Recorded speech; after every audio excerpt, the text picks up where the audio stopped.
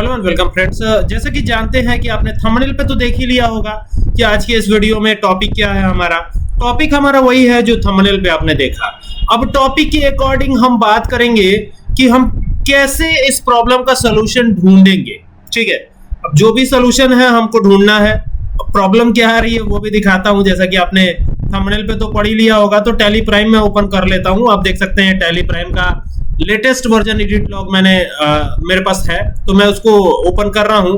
और इसको ओपन करने के बाद हम नई कंपनी के साथ शुरुआत करेंगे, क्योंकि नई कंपनी के साथ शुरुआत करना ज्यादा बेटर होता है। ठीक है, तो अभी क्या करना है, यहाँ से क्रिएट कंपनी पे जाना है। ये देखिए, ये जो है ना, ये ऑप्शन यहाँ देखिए, ये कंपनी ऑप्शन पे जाना है।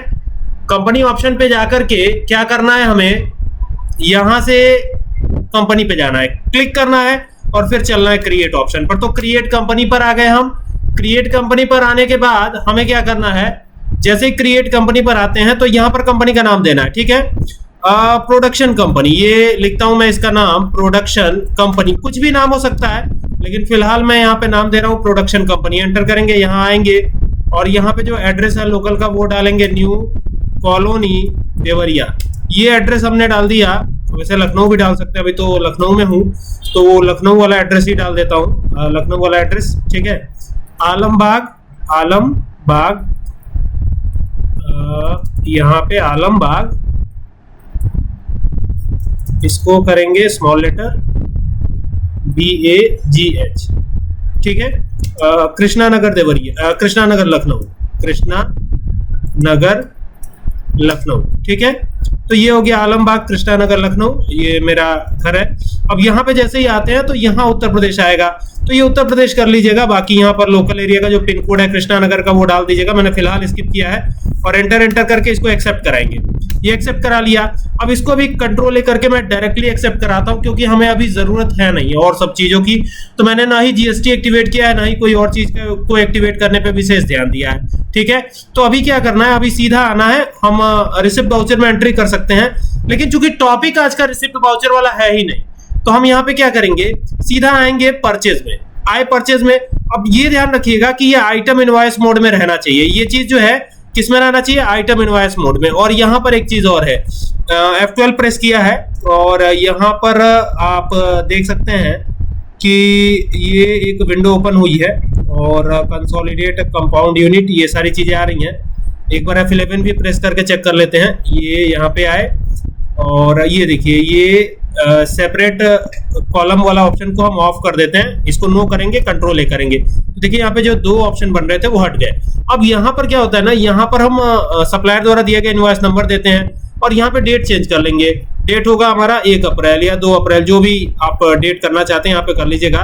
तो ये हमने कर दिया, एंटर किया। अब देखिए यहाँ पर ये दिक्कत आ गई फिर से, जो पिछले वीडियो में आई थी। ठीक है, तो अभी क्या करेंगे, यहाँ से बाहर आएंगे और पहले तो हम ऑल्ट के साथ F2 करेंगे। पहले देखेंगे कि इसमें देखिए 24-25 है, तो यहाँ पर 1/4/2025 से लेकर और 31/3/2026 करेंगे। तो ये कर लेने के बाद क्या करना है, एंटर करना है और उसको एक्सेप्ट कराना है। अब यहाँ पर भी क्या करेंगे, 1/4/2025 करेंगे, एंटर करेंगे। अब ये काम हो गया। ठीक है, F2 करके करेंगे, ये भी ध्यान दीजिएगा। तो 1/4/2025 करेंगे, ये हो गया 2025। ठीक है, अब ये काम हो गया। अब यहाँ पर जैसे ही आते हैं ना, तो यहाँ पर हमें कैश रखना है। ठीक है, कैश में ही इस बार हम काम कर रहे हैं, तो ये कैश कर लिया हमने। बाकी यहाँ पे एंटर कर लिया और बाकी एंटर करके यहाँ तक आ गए। यहाँ पर आएगा, देखिए यहाँ पर क्रिएट का ऑप्शन आता है और यहाँ पर आएगा क्या, परचेज का लेजर। तो यहाँ PURCHASE परचेज अकाउंट कर देंगे। तो ये हो गया परचेज A/C अकाउंट। एंटर करेंगे। ग्रुप ध्यान दीजिएगा, ग्रुप का सही सिलेक्शन बहुत जरूरी होता है, तो P प्रेस कीजिएगा, क्योंकि परचेज अकाउंट का ग्रुप परचेज अकाउंट ही होता है। तो यहाँ परचेज अकाउंट करते हुए, एंटर करते हुए इसको एक्सेप्ट करा लीजिएगा। अभी एक्सेप्ट हो गया। तो यहाँ पर आप गलती क्या करते हैं, जब भी यूनिट बनाते हैं ना, स्टॉक आइटम बनाते हैं, तो उसमें गलती कर बैठते हैं। गलती क्या करते हैं, जैसे मान लीजिए यहाँ पे लैपटॉप की बात हो रही है, ये देखिए लैपटॉप हो गया और यहाँ पे एंटर किया और यहाँ पे आप यूनिट ही नहीं बनाते। यही गलती हुई है, यही आज का टॉपिक है। और ये यूनिट ही नहीं बनाएंगे तो सीधा कर्सर कहाँ चला जाएगा, अमाउंट पे चला जाएगा। और ये मैं कई बार बता चुका हूँ। ठीक है, कई बार ये वीडियो बना चुका हूँ, लेकिन फिर भी क्वेश्चन आता रहता है, तो एक वीडियो फिर से बना दे रहा हूँ, कोई दिक्कत नहीं है। ठीक है, तो अभी ये कर्सर यहाँ पर आ गया है, तो अभी क्या करेंगे, अभी तो प्रॉब्लम हो गई, तो अभी क्या करना है। ठीक है, सवाल यही है कि अभी क्या करें। कर्सर तो यहाँ पे आ गया, अब फिर यहाँ पे ले जाते हैं तो लैपटॉप तो यहाँ आ जाता है, फिर जैसे एंटर करते हैं तो सीधा देखिए कर्सर यहाँ पे आ गया। क्वांटिटी पे जा ही नहीं रहा है, तो प्रॉब्लम यहीं पर है। तो अब इसको सही करने के लिए क्या करेंगे, तो यहां से बाहर आएंगे। बाहर आने के लिए क्या करेंगे, बाहर आने के लिए आपको एस्केप बटन प्रेस करना है, यानी ESC वाला जो बटन होता है उसको प्रेस कीजिएगा 2 बार प्रेस किया। देखिए ये टैली की मेन मेन्यू पर आ गए, ये टैली की मेन मेन्यू है और यहां पर आ गए। अब यहां से चलना है कहां, अल्टर पर। यहां से अल्टर पे जाना है, गेटवे ऑफ टैली के अल्टर पर। अल्टर पे जाके एंटर करिएगा, और चूंकि हमने बनाया था स्टॉक आइटम, तो यहां पर स्टॉक आइटम पे आइएगा, एंटर करिएगा, और ये स्टॉक आइटम है हमारा। और यहां पर आकर के, और यहां देखिए क्रिएट ऑप्शन मिलेगा, जाकर के एंटर कर दीजिएगा। अब चूंकि लैपटॉप बिकेगा तो नंबर्स में बिकेगा, तो यहां सिंबल कर दीजिएगा NOS, और यहां कर दीजिएगा नंबर्स, ये हो गया नंबर्स, और एंटर कर दीजिएगा। और यहाँ पे UQC कोड आता है। UQC कोड का मतलब होता है यूनिट क्वांटिटी कोड। तो यहाँ N प्रेस कीजिएगा, देखिए नंबर्स आ भी रहा है, इसको लगा लीजिएगा। डेसिमल प्लेसेस यहाँ 0 ही रखना, क्योंकि हमारे पास है लैपटॉप। एंटर करके इसको एक्सेप्ट करा लीजिएगा।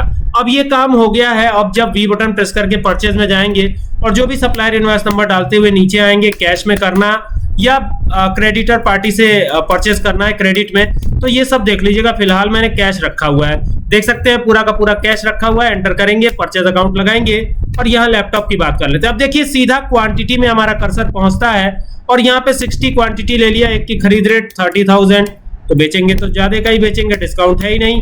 और एंटर करिए, और यहाँ पर एंटर करते हुए इसे करा लीजिए एक्सेप्ट। और यहाँ नरेशन भी डाल सकते हैं, द गुड्स हैव बीन या हैज बीन करेंगे, क्योंकि एक ही है ना, तो एक है तो हैज बीन कर देते हैं। Has been purchased, PURCHASED, purchased हो गया, ठीक है। और एंटर करके इसको एक्सेप्ट करा लीजिए।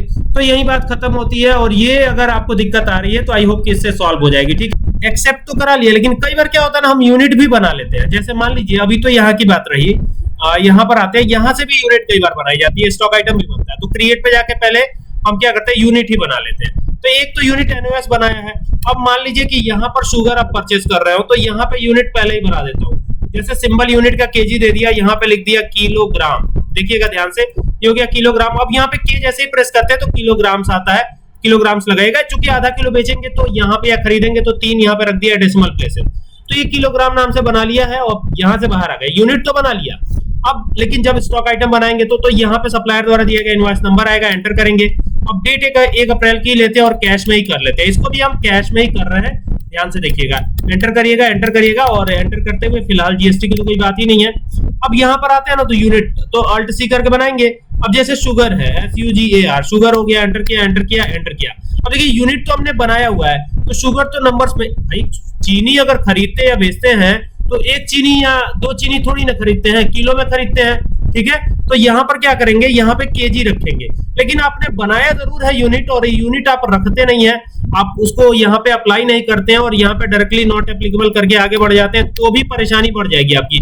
तो भी आपका कर्सर सीधा अमाउंट में चला जाएगा, और अमाउंट में जाते ही हो जाएगी दिक्कत। तो आपको इसके लिए क्या करना है, इसके लिए आपको इसको यूज कर लेना है। तो अल्टर पे जाके, फिर स्टॉक आइटम पे जाके, ये देखिए ये स्टॉक आइटम है हमारा, यहाँ पर आकर के शुगर रखिएगा और एंटर करिएगा। अब यहाँ पे यूज कीजिएगा, यूज करके इसको एक्सेप्ट करा लीजिएगा। अल्टर पे जाके काम आपको कर लेना है। और अब जब परचेज वाउचर में जाएंगे और यहाँ सप्लायर द्वारा दिया गया इनवॉइस नंबर डालेंगे, एंटर करेंगे, कैश करेंगे, एंटर करेंगे, एंटर करते हुए इसको एक्सेप्ट कराएंगे, और फिर यहाँ पे परचेज अकाउंट करेंगे। और देन यहाँ पे शुगर का जो लेजर है, जो आपका स्टॉक आइटम है, उसको लगाएंगे, और 5 किलो शुगर की बात हो। देखिए क्वांटिटी में आके हमारा कर्सर ठहर जा रहा है, इसका मतलब है कि क्वांटिटी यानी यूनिट नहीं बनाएंगे तो आपको दिक्कत हो सकती है। अब मान लीजिए कि 45 रुपए किलो चीनी है, तो यहाँ पे टोटल अमाउंट भी आ जा रहा है, ठीक है, देख सकते हैं। अब आप इसको एंटर करके एक्सेप्ट करा लीजिए। ये प्रॉब्लम अगर आ रही है तो इससे सॉल्व हो जाएगी, ठीक है।